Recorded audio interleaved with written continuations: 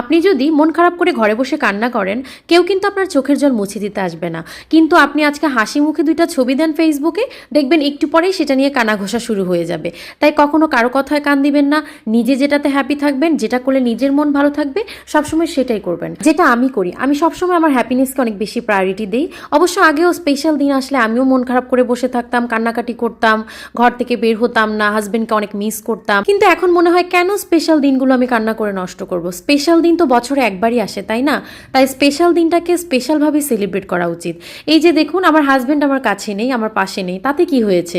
আমি কিন্তু ঠিকই রেডি হয়ে আমার অ্যানিভার্সারি সেলিব্রেট করার জন্য ফুল ফ্যামিলিকে নিয়ে খুব সুন্দর একটা রেস্টুরেন্টে ডিনার করার জন্য চলে গেছি। এবং আমি এখন আমার প্রতিটা স্পেশাল প্রোগ্রামেই ঠিক এটাই করি। এবং আমার হাজব্যান্ডকেও বলি যে ঘরে বসে থেকে মন খারাপ করার কোনো মানে হয় না। ঘুরতে বের হন, একা একা ঘোরেন, খাওয়া দাওয়া করেন, শপিং করেন, মনটা ভালো হয়ে যাবে। তো এই দেখুন, আপনাদের সাথে বকবক করতে করতে আমার মেকআপ করা অর্ধেক শেষ হয়ে গেছে। আমি মোটামুটি বেস কমপ্লিট করে খুব সিম্পল একটা আই লুক করে নিচ্ছি। আসলে আজকে আমার বাসায় আমার ফ্রেন্ডরা এসেছিল, তো আমার প্ল্যান ছিল যে আরও আগেই বের হব, তো ওরা আসাতে একটু লেট হয়ে গেছে, বাট ইটস ওকে। তাই আমি খুব তাড়াহুড়ো করে মেকআপ করছিলাম, যেহেতু অনেক রাত হয়ে গেছে। তখন অলরেডি রাত 9টা বেজে গেছে। বাবা আর সাহিত্য তো বেরিয়েই গেছে আমাকে রেখে। মা আমার জন্য গেটে দাঁড়িয়ে অপেক্ষা করছিল যে কখন আমার রেডি হওয়া হবে।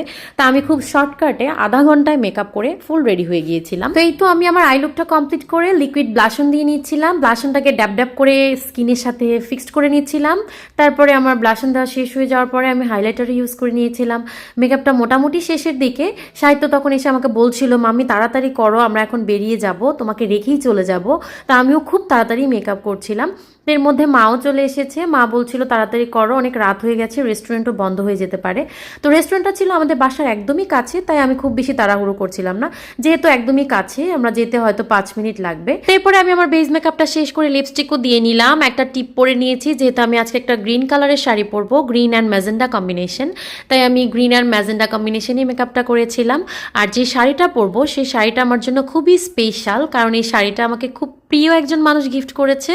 আমার ছোট মাসিমণি, আমার ছোট মাসি শাশুড়ি, উনি আমাকে গত অ্যানিভার্সারিতে এই শাড়িটা গিফট করেছিল। তো গত অ্যানিভার্সারিতে দুবাইতে আমি আমার হাজব্যান্ডের সাথে এই শাড়িটা পরে অ্যানিভার্সারি কেক কেটেছিলাম। তাই এবারও ভাবলাম আমি এই শাড়িটা পরে এবারও অ্যানিভার্সারি কেকটা কাটবো। তো যেই কথা সেই কাজ, আমি শাড়িটা পরে রেডি হয়ে গেছি। শাড়িটা খুবই সুন্দর, খুবই মিষ্টি একটা colour. Thank you so much মাসিমণি, এত বিউটিফুল একটা শাড়ি আমাকে গিফট করার জন্য।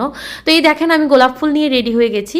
আমি যে ফুলগুলো এনেছিলাম আমার হাজব্যান্ডকে উইশ করার জন্য, সেই ফুলগুলোকে কাজে লাগিয়ে দিলাম। সেই টকটকে লাল গোলাপগুলো খোপায় দিয়ে আমি একদম নতুন বউদের মতো করে সেজে নিচ্ছিলাম। আসলে আমি চুল বাঁধায় খুবই কাঁচা, আমি একদমই চুল বাঁধতে পারি না, এই জন্য ম্যাক্সিমাম টাইমে আমি চুল ছেড়ে রাখি।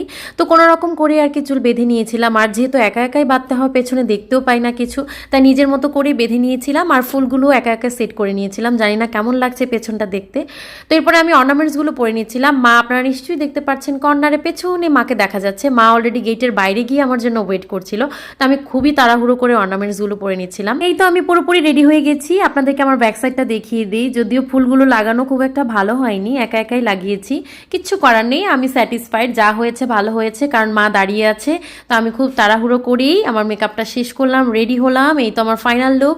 ফাইনাল লুকটা কেমন হয়েছে অবশ্যই জানাবেন, আর শাড়িটা কেমন তাও জানাবেন। তো এখন আমরা বেরিয়ে পড়বো রেস্টুরেন্টটার উদ্দেশ্যে। রেস্টুরেন্টটা খুবই সুন্দর, খুবই সুন্দর। রেস্টুরেন্টটা কেমন সুন্দর তা দেখার জন্য অবশ্যই আপনাদেরকে আমার পরবর্তী ব্লগে আমার সাথেই থাকতে হবে।